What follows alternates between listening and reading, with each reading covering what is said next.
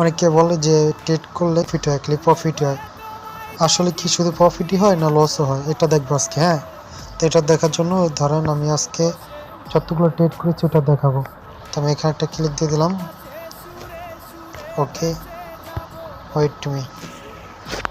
আচ্ছা, এখানে আমি গণবো যে কয়টা ট্রেড করেছি। তো আমি অলরেডি এখানে 24টা ট্রেড করেছি।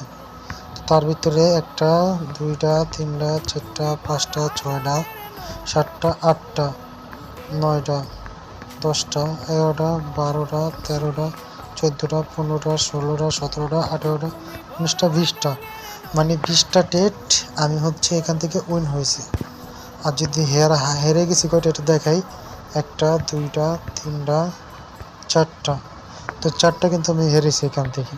তার মানে এমন না যে আপনি 100টা ট্রেড করবেন 100টা ট্রেডে আপনি উইন হবেন।